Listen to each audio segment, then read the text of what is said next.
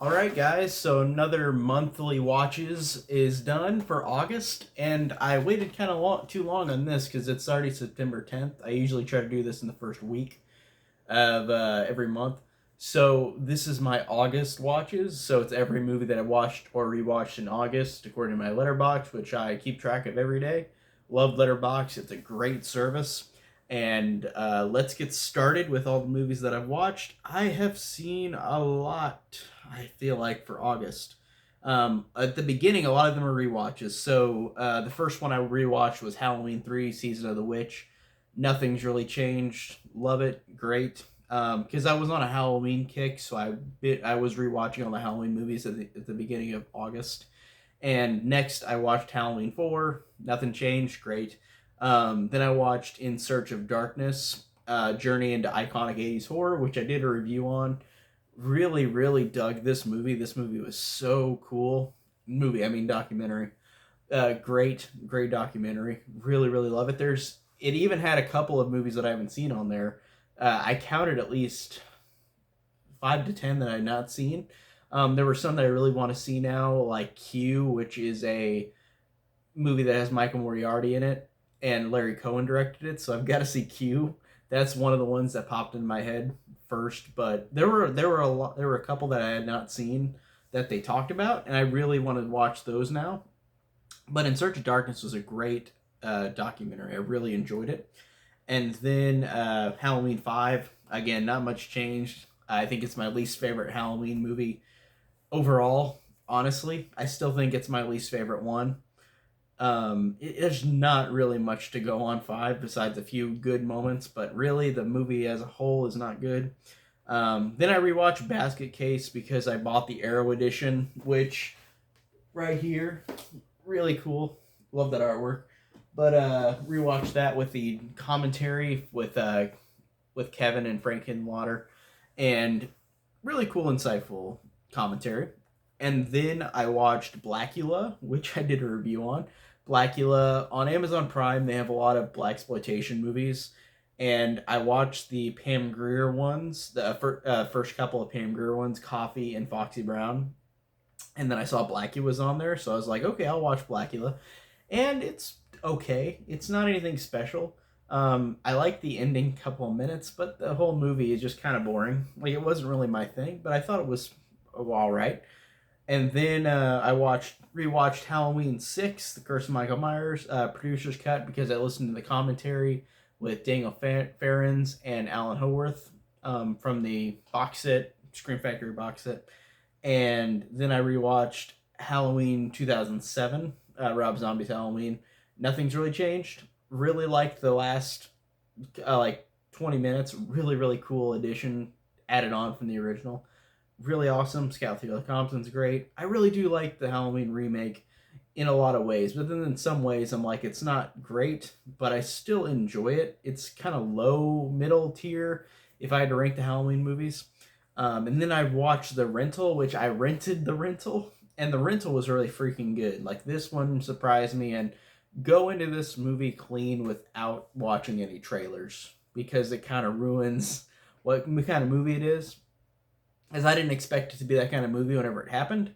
So don't watch the trailers for The Rental. Just watch it and see what you think because I really enjoyed it. And then I guess I keep going back and forth. So I watched Rob Zombie's Halloween 2.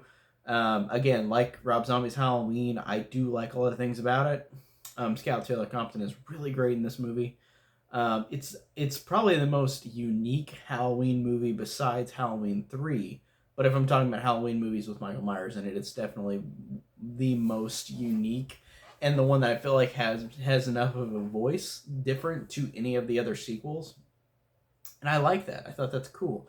I'm glad that Rob Zombie got to do what he wanted in that movie because even though I enjoy a lot of the Halloween sequels, they're pretty much cut and paste same movies for the most part. So watching Halloween 2 and rewatching it again, it's just such a cool different movie. Whether you like it or not, I feel like people should appreciate it for being different in the grand scheme of Halloween films. And then rewatched Halloween 2018. Really still enjoy it, even though there's a few little things that I don't enjoy. But I think that it's hard to choose between this and H2O. H2O I like more though, but it's like they've got two different things for each one that I like more or like less in H2O and the remake. So it's a weird mishmash of both of these movies. But the remake I enjoy, or I mean not the remake, the reboot sequel. But I enjoy Halloween 2018. I can't wait for the next one. And then first watch, I watched Patrick, which was really cool. I did a review on it.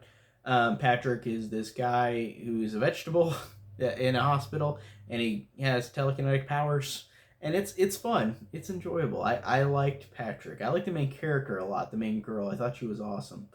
And then I rewatched The Tenant because Scream Factory released The Tenant on Blu-ray, and listen to a commentary for it. But it was really still great. Really enjoyed The Tenant.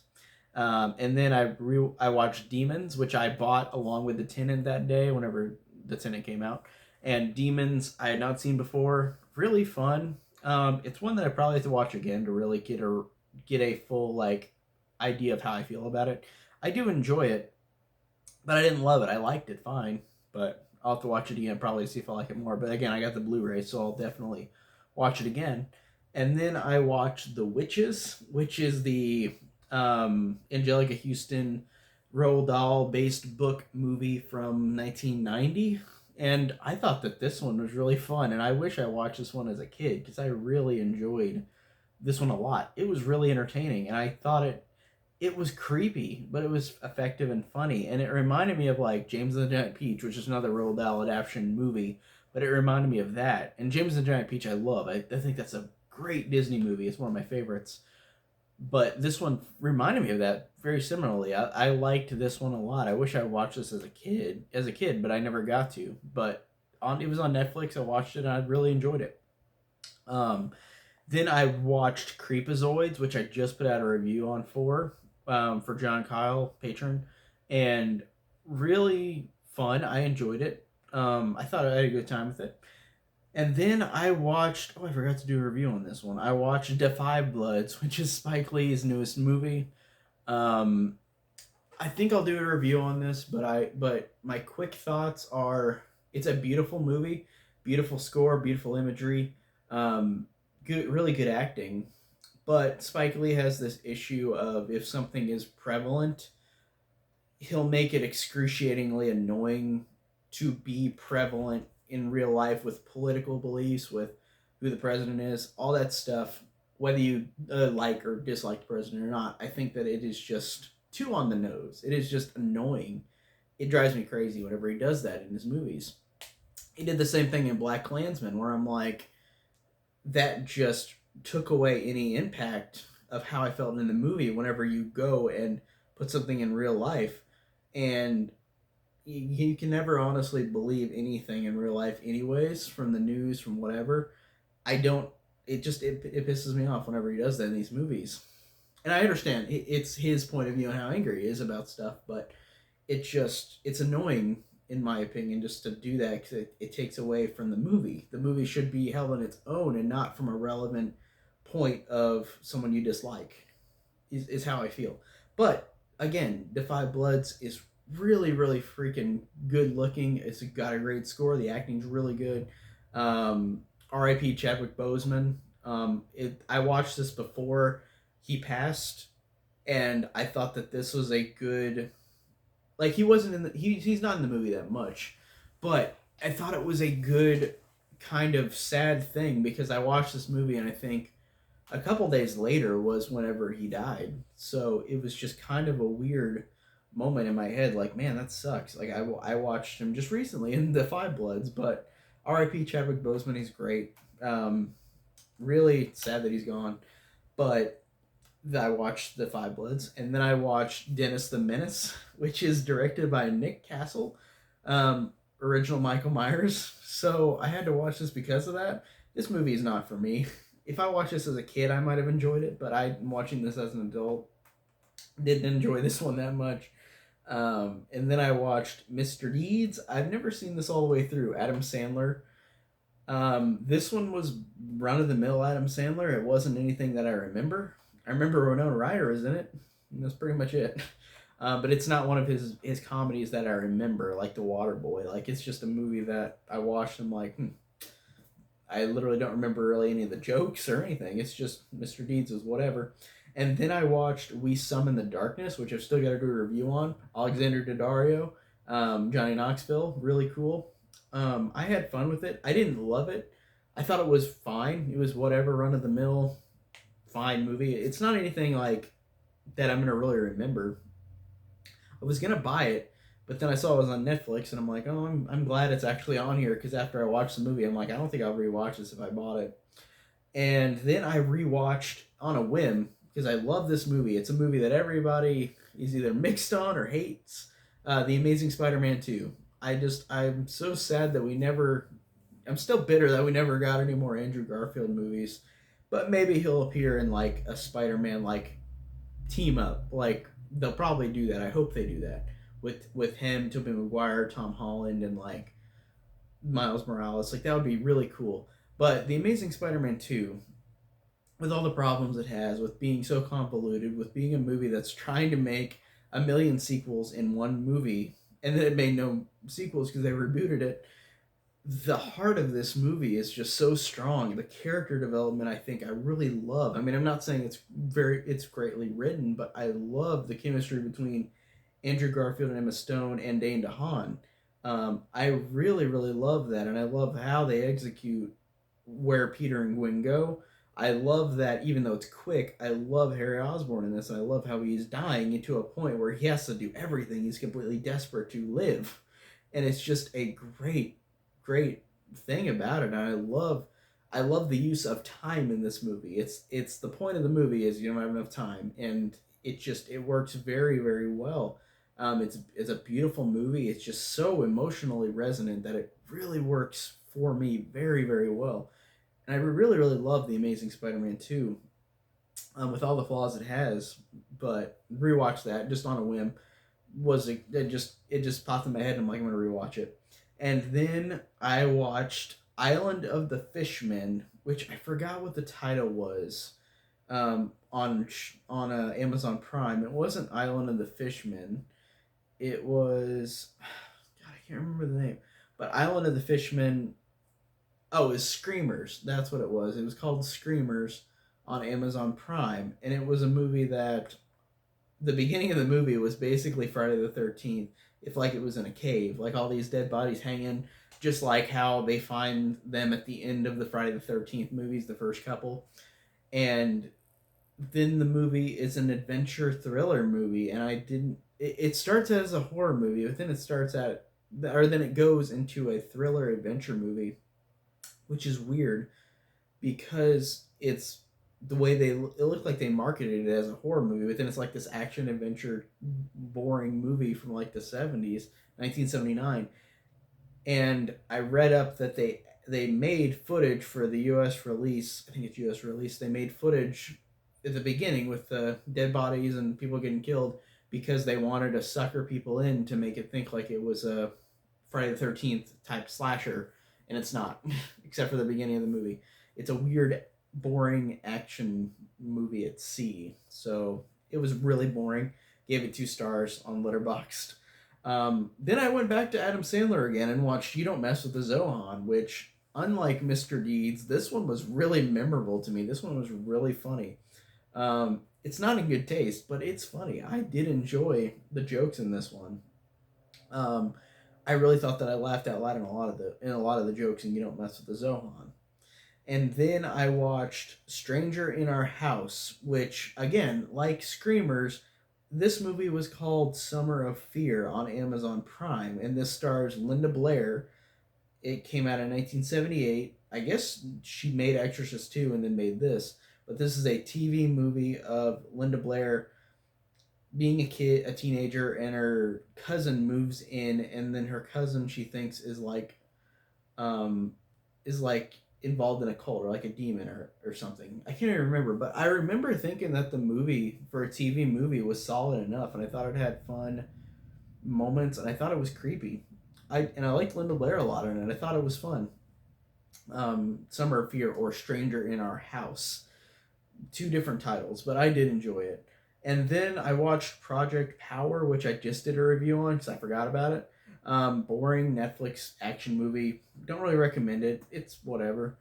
And then I watched this movie called Scalpel on Amazon Prime, which was from 1977, about this man who I think his daughter gets killed, and like he literally makes another girl look like his daughter, and then like she comes back, and then like there's a bitterness between the old daughter and this new daughter that's like melded to look like the old daughter. It's a weird movie, but I liked it. It's very strange. I'm honestly kind of forgetting it though, but I liked it. And then I watched Mikey, which I just did a review on as well. Really fun horror movie. I just didn't really care on the end. The ending just really was ridiculously stupid, and I give a lot of horror movies a pass for being ridiculously stupid, but this one just did not work for me, unfortunately. Um, at the end, but I enjoyed the movie overall. And then I watched All the Colors of Giallo, which is a really cool documentary on Shudder. No, it was Amazon Prime, but it was fun. I enjoyed it. And then I watched Jawbreaker, which stars Rose McGowan and Rebecca Gayheart, and they both from the Scream movies. That's funny to see both of them together. Um, but it's a movie where these three girls, it's kind of like Heathers, if Heathers was in the 90s.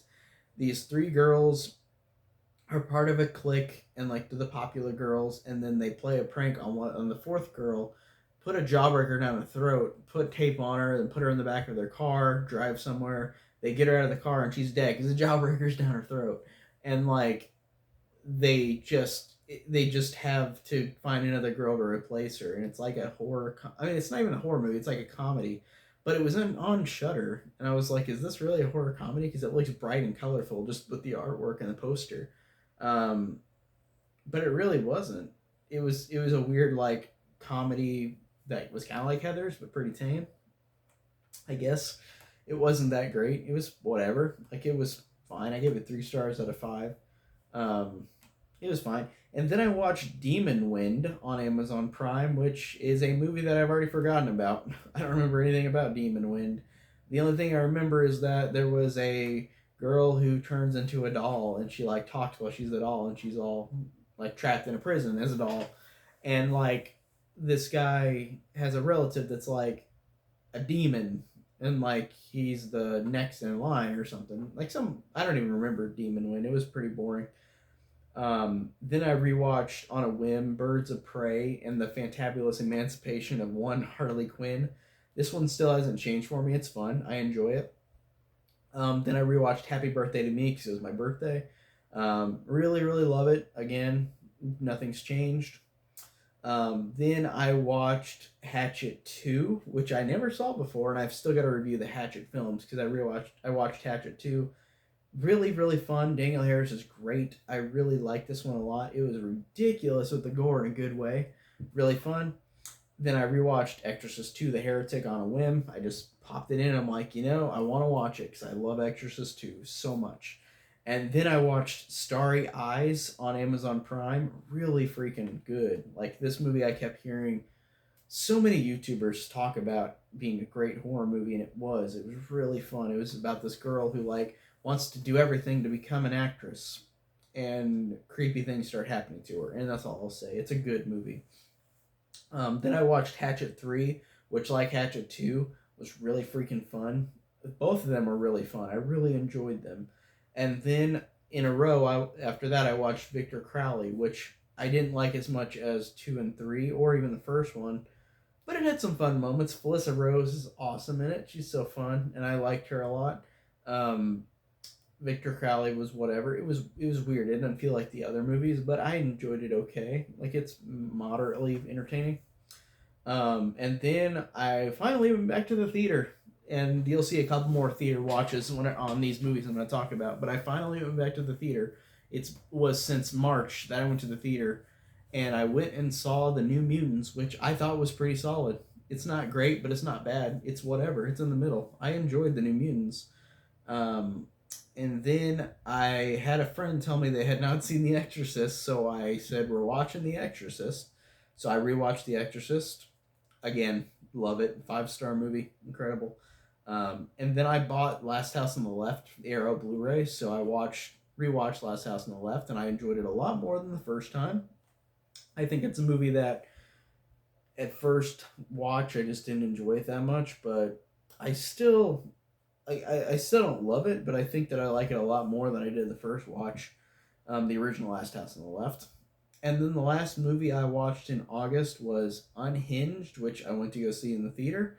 Russell Crowe is creepy, but the movie is just, it annoyed me so much with the main character who was just so unlikable and dumb at the beginning. But as she went along, it got better, but she was still really just pissed me off.